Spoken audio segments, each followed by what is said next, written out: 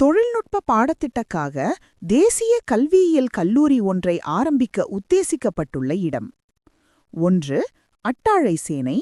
2. மொரட்டுவா. 3. குளியாப்பிட்டியா. 4. ருகுணா. விடை 3. குளியாப்பிட்டியா. இலங்கையின் தற்போதைய கல்வி அமைச்சர் யார்?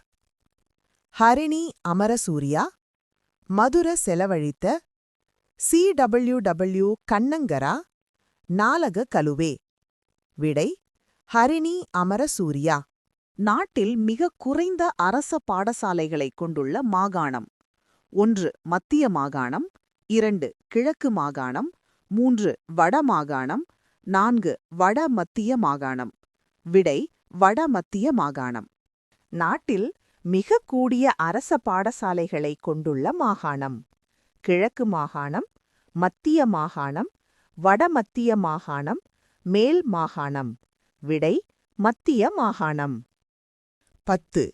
நாட்டில் மிக கூடிய அரச பாடசாலைகளைக் கொண்டுள்ள மாவட்டம். 1.